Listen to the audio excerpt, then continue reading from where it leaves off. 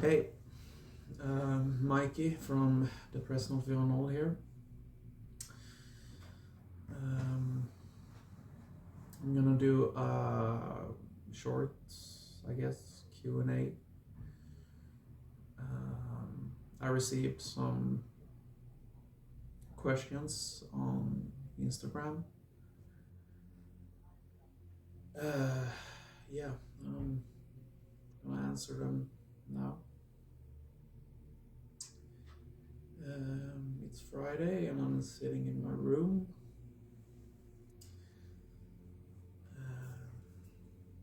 Drinking a Swedish beer called Norrlands Guld.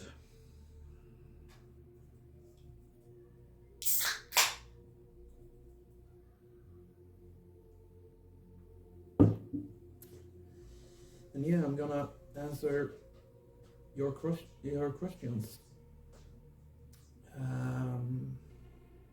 Might as well start, I guess. So the first question,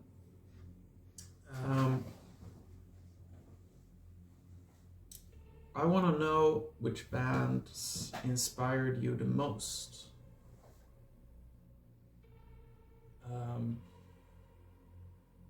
Yeah. There are a lot of bands that have like inspired me.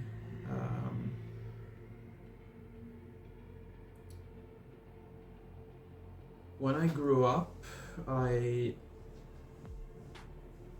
listened to a lot of both metal and pop, especially like Swedish pop.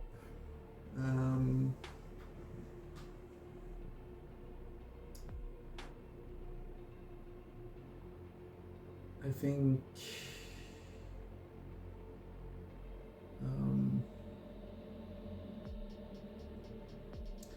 but I guess you want to know the bands that inspired DEPRESSED040 or DEPRESSED040 for you who are not Swedish.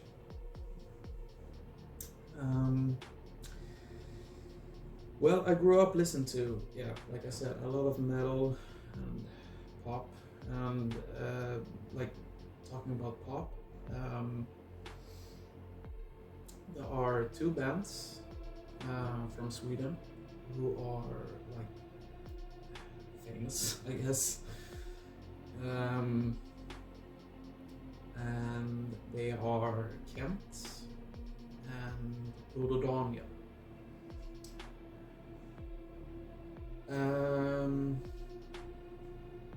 Let's talk about Kent, I guess. I first heard Kent when I was maybe around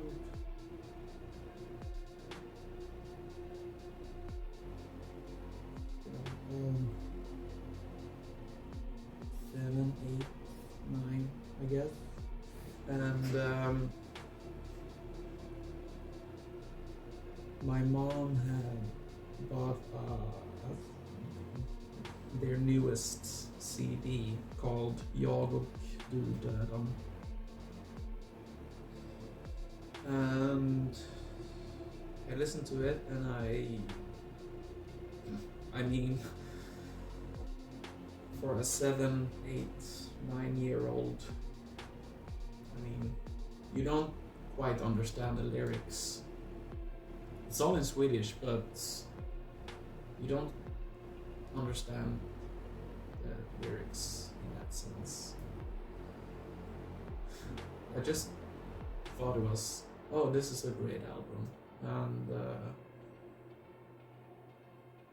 I listened to all the other albums that they had released, and that's like what I listened to in my childhood. Was like, yeah, Kent and metal music.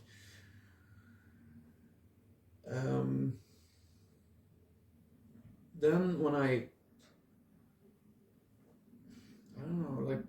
14, 13 or 14, I don't know.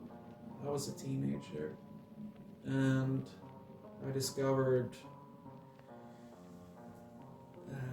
like the ultimate band, Broder Daniel. Also a Swedish band, of course. Broder Daniel, it's Brother Daniel in English. And like, when you are a teenager, you're so vulnerable to everything. And I was a messed up teenager. Not in the sense that I did like crazy stuff, but I was a messed up teenager who I didn't care.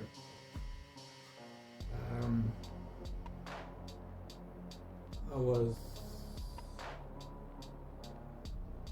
you could say, very depressed even back then. Had a lot of social anxiety, and yeah, I didn't finish school, so because of, I guess, and the only thing I had was music, and Broder Daniel was a pain relief.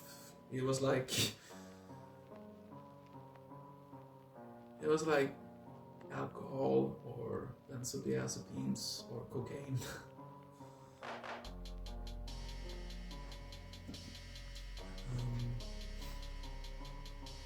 Yeah, it was a fun time. It was a fun time, although it was the worst time of my life. But I guess, like, Broder Daniel, I probably wouldn't been alive today if it wasn't for Broder Daniel.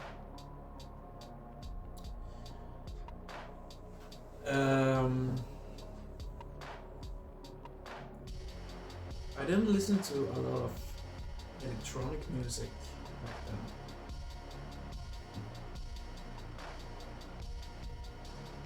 I was mostly into like guitar stuff and like that. So electronic music wasn't my thing, I guess. Although I listened to, like, this is pretty extreme, but like Edgar Varese, I think his name is pronounced. It's like the first electronic piece of music. I think it's called like Pomme Electronique or something like that. I thought that was awesome. And Depeche Mode, of course. Obviously, Depeche Mode. I also listen to like some Kraftwerk.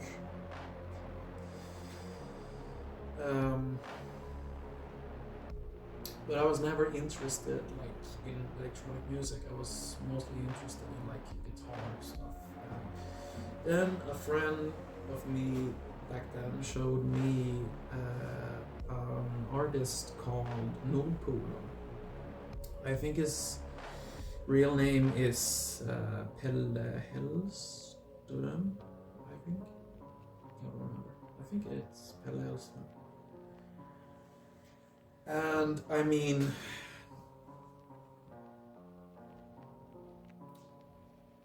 if you like talk about Broder Daniel's lyrics, they're about like, I don't know, like anxiety growing up, depression,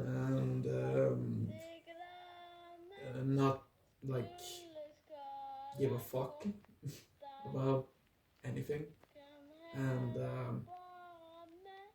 yeah, I mean, a big fuck you to the society and everything, especially on their last record. But Nordpolen, he took that lyric topics, and he did electronic music, and it was like the first time I discovered Buddha Daniel, but this time it was Nordpolen, and it was like, oh my god, this person is like, he is me. Like the feelings that I felt back then was like, this is me. And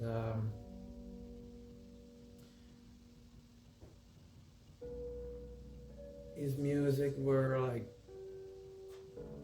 I don't know how to describe it. It's like electronic dance friendly, but also very like melodic, and also like guitars sometimes. And maybe that's why I like them, because there was like guitar sometimes. And yeah.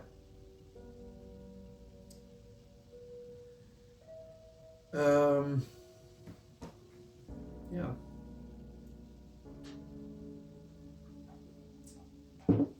But I don't know. Let's talk about the main influence for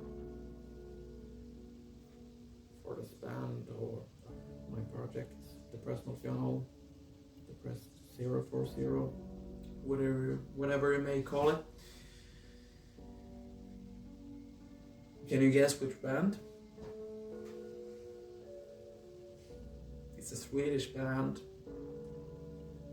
and it's Life Lover, obviously.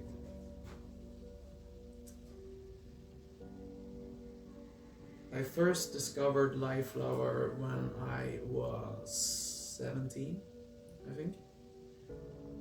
I was at a party, and a then friend of mine pulled me aside, and he said like, you need to listen to this. This is really good. I think you're gonna like it. It's so depressing. It's the most depressing stuff I've heard. And he cuts himself. The singer cuts himself like when he sings live and stuff like that. And I was like, okay, let's fucking go. And he showed me like pictures of.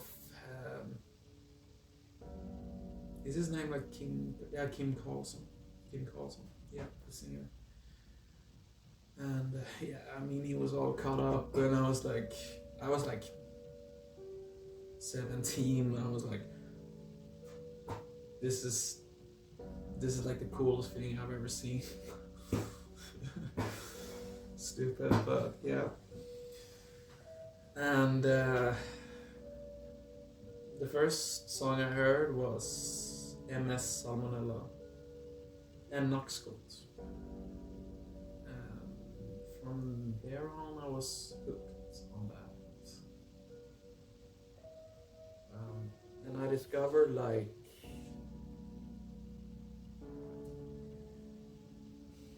other bands by Kim, Hypothermia and stuff like that, Sheila. So yeah, that was the start of the whole like suicidal black metal stuff. But I don't consider Life Lover as a suicidal black metal band. I consider them as like, I don't know, pop metal. They sound like Kent, but if Kent were metal. So yeah, I think like Life Lover, Dodo Daniel, Kent, Nordpolen, and also like White Ring and stuff like that inspired me. But I'm gonna talk about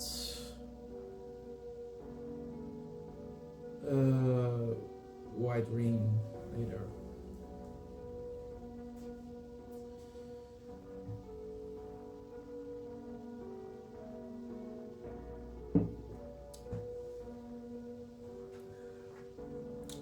Okay.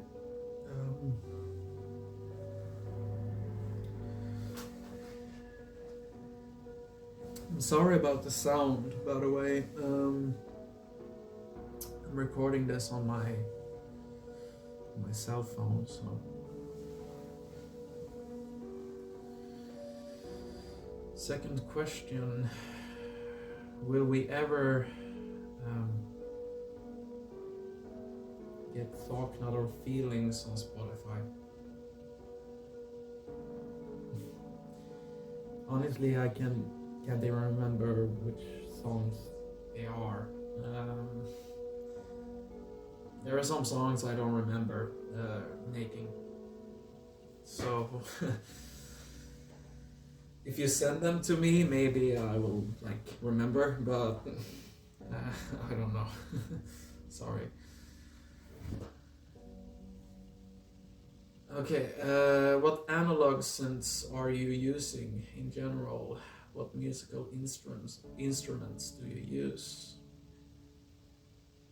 Like, for like I Have No Worth and I Must Die, I use quite a bit of guitar in the songs.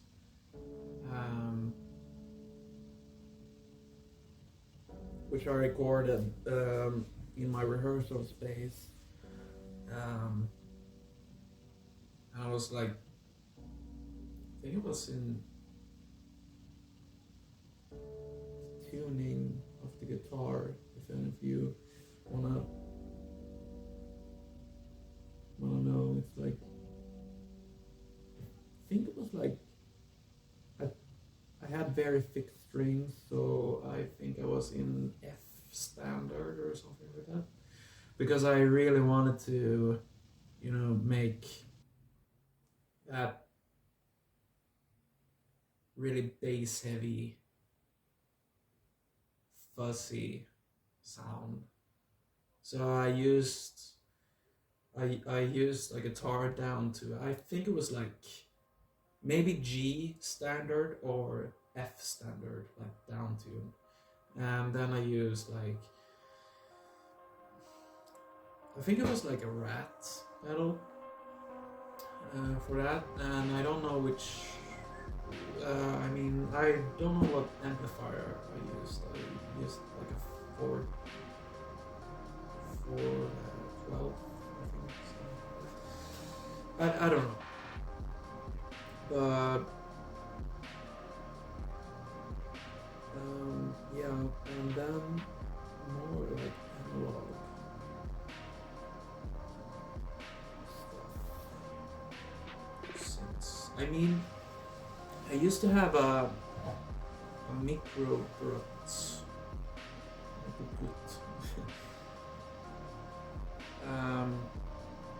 and it was great because it made all this like very like noisy textures and stuff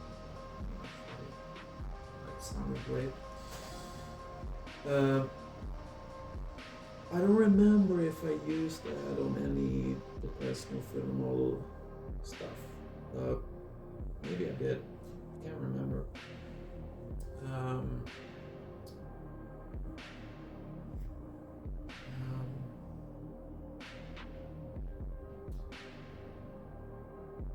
I used to own Miku Core.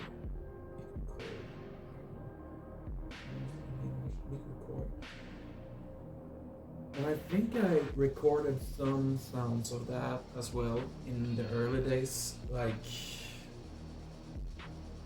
even earlier than Jag Du and Jag du aldrig, like the first EP. I think I recorded some of like the the sounds from that big record.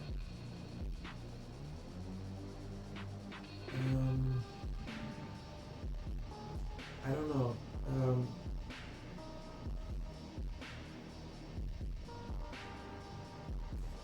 Also, like when I did samples, I used a cassette player for that. I didn't just like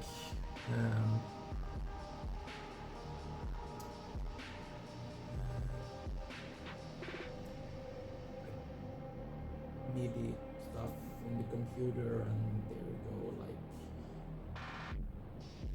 MP3 stuff and all that. I don't know. I used to like record the stuff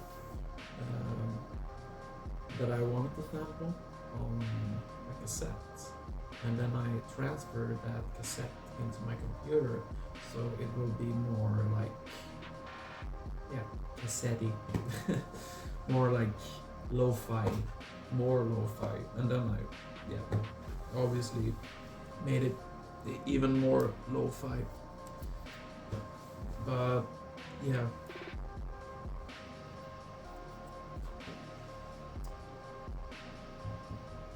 So yeah, I think that's the only like analog stuff. I don't know. I used to use it. Okay, I have received like a lot of questions about this one, and it's, how has your mental health been since ending DEPRESSED040?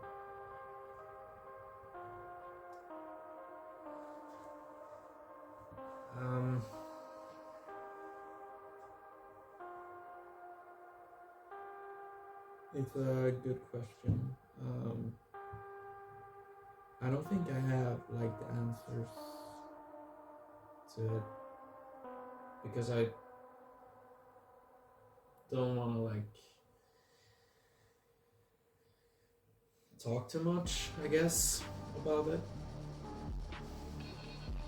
I mean, I want to do it, but I just don't think I can do it.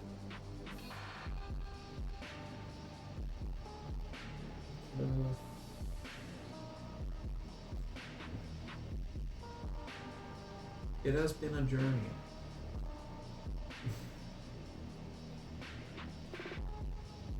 I started DEPRESSED040 because I was so sick of myself. I was so sick of the people around me. I was so sick of people. I was just sick of people. I was sick of life. I was sick of everything. I just wanted to die.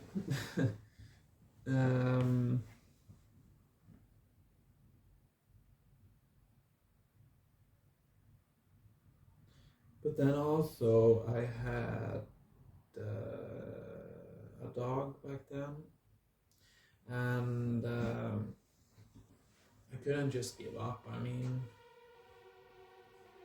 do something about your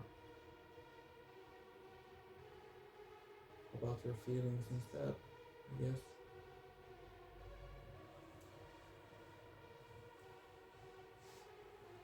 And yeah, I did, and it hurt. It hurt every time I did a track. I mean, I was like sinking even lower into the depression, anxiety, because I was like exposing myself for like first time, and not that I was afraid of doing that, but it was also like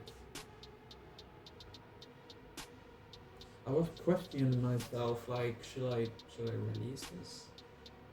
Because I had like put everything in that track.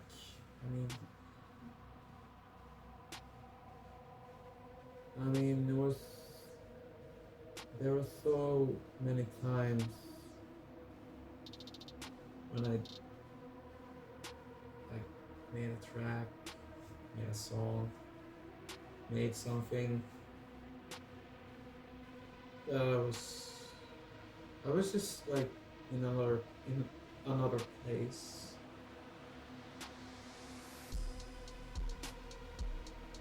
I would sit like for hours,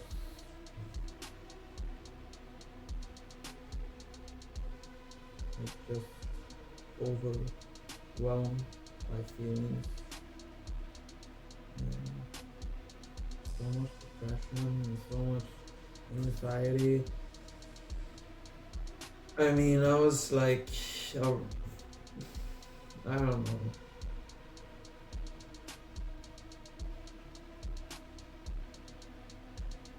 I think that's like when I started to drink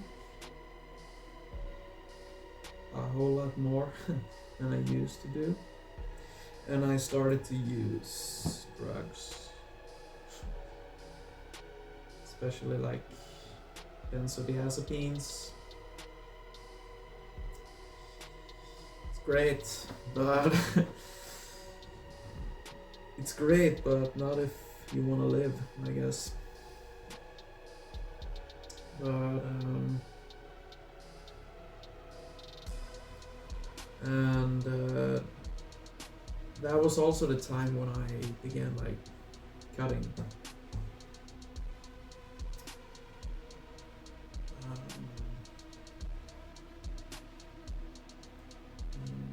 Yeah. So I started to cut myself while drinking alcohol, while taking benzodiazepines, and like in the nights, and then I will like do something on the computer, like a song or something, like something, like just something. I just needed something to be done. I mean, and then I woke up the next morning and I was like, what the fuck is this? This sounds like shit, obviously. And but then I always found like some stuff from that, like stuff that I was doing while high as a kite and bleeding all over the place. I mean, I was finding some stuff that were like, okay, this is good. I can use this, and that's what became like the songs. I mean, for the first album, like, and some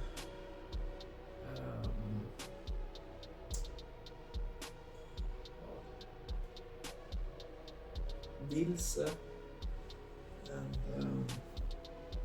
Lycka. Yeah.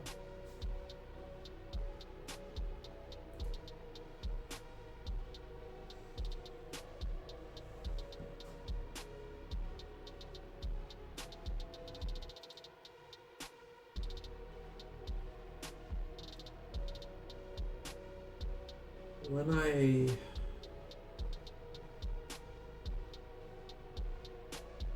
ended DEPRESSED040, I was at a very dark place.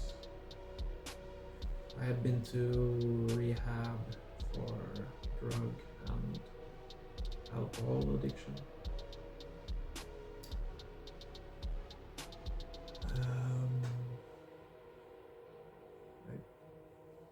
myself almost every single day. I did very bad stuff, like not just to me, like, but to other people. I was a horrible person, and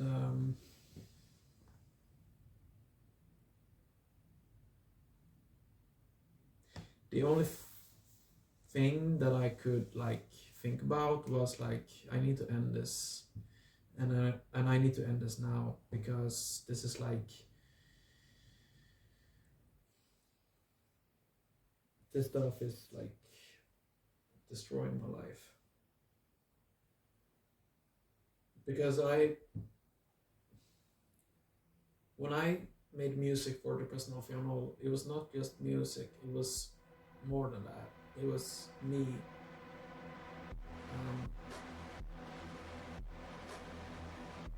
It was my life, my emotions, everything that I was put into that stuff. Like, I did everything for that project. I mean,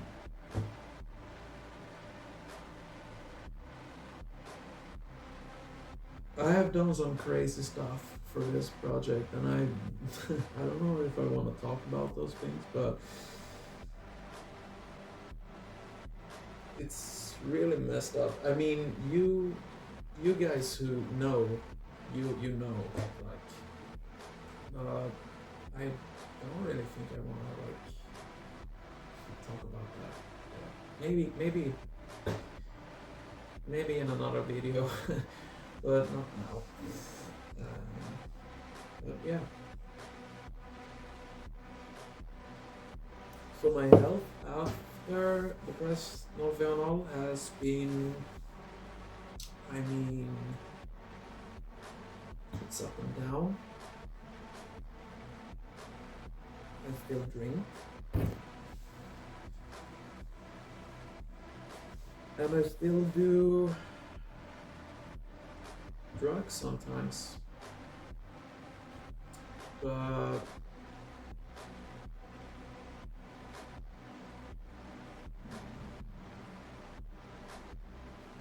not like I used to do. I mean, it's not the alcohol and the drugs it's not like that big part of my life, like, you know, like it used to be. So I don't know. It's my life now. It's like up and down, borderline stuff, and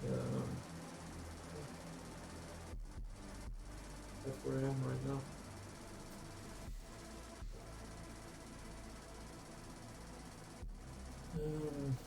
Okay.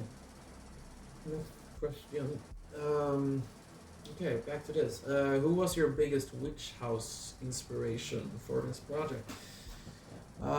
Yeah. I mean,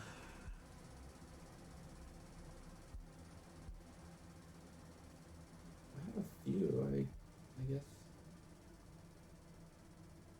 I haven't listened to like witch house for a while now, so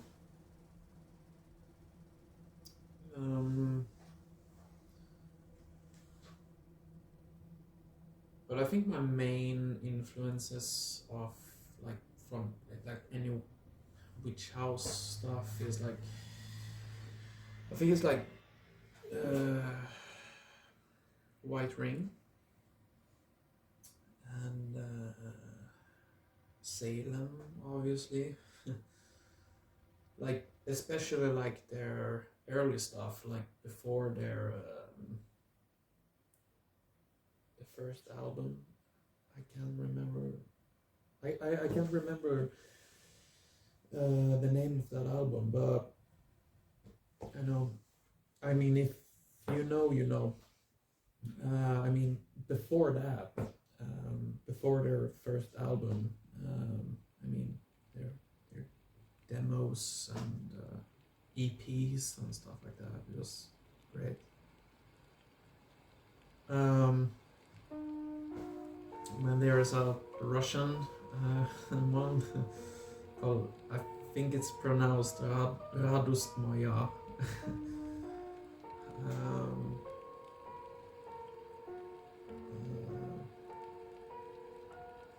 I think Radost Moja is like even like more influential than What Ring, because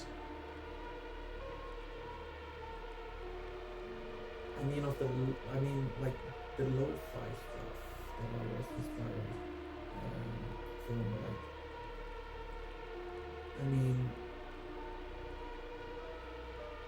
I got it all from like the lo-fi stuff, but I wanted to take it like to a whole another level, like obviously. But I also liked his their like folk singing and stuff like that, and I wanted to do that in DEPRESSED040 also, but I didn't. For some reason, I don't know, but I didn't. Because they were like doing the Russian folk stuff, and I wanted to do like the Swedish folk music stuff, and but I didn't.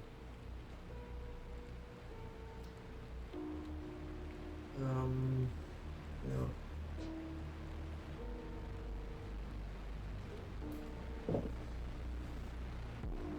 And then there is,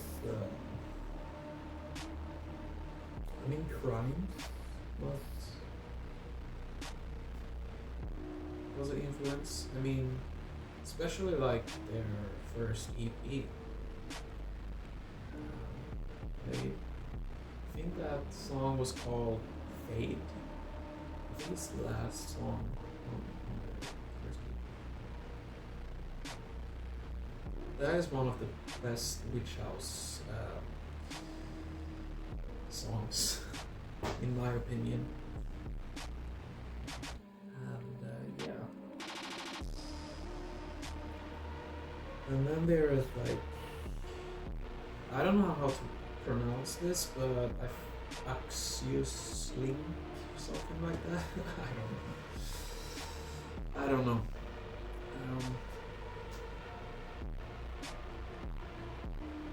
But he heard them extremely good.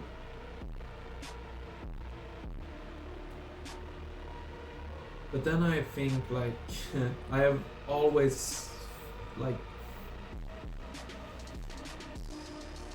thought about I always thought like the name Witch House, I think it sounds so wrong. Witch House,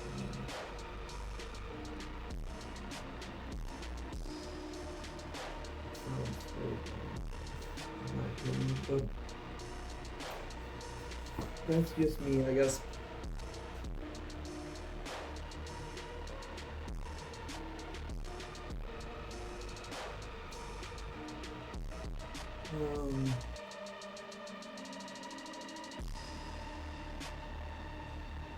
Yeah, the last question, what inspires your production? Is there sampling or do you do everything?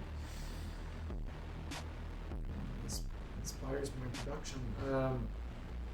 Movies, arts, books, and other music. It's always, and like everyday living, like everyday misery. Has always been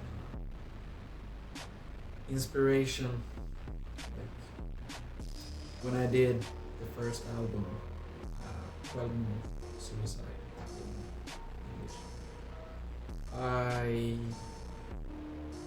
was inspired by a film called Happiness. I sampled that in that album a lot, and I was inspired by like Tim Park, Kids, Livia Forever, and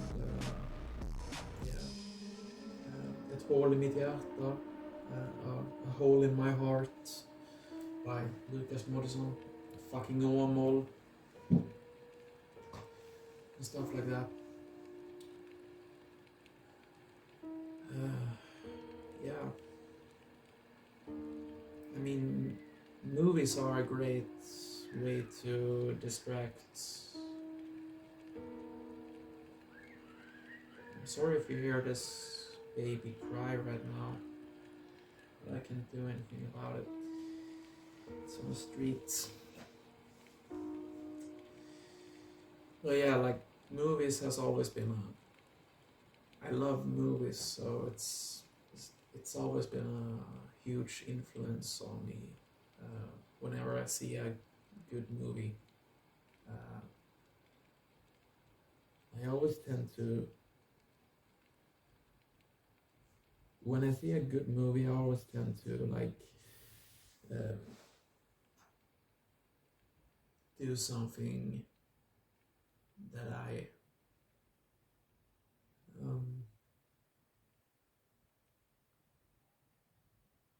don't know, maybe like a soundtrack thing. I think of the movie and then I think about like that scene. Okay, this music should be played here, and then I do something. And that's not. And I didn't do that just for DEPRESSED040. I mean, I do that all the time with like the bands that I'm playing in right now and stuff.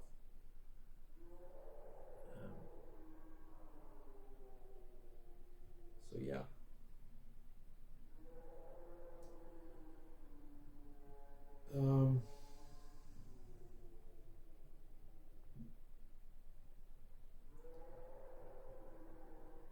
I think that's it, I guess.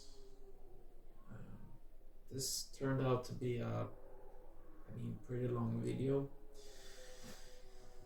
I said in the beginning that it was like a short one, but yeah, it's almost, yeah, it's okay, over for 30 minutes, 40 minutes, I'm sorry.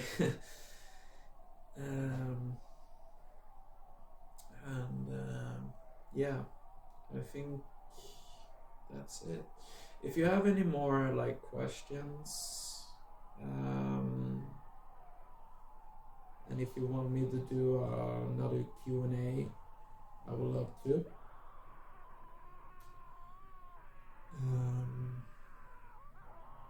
So yeah,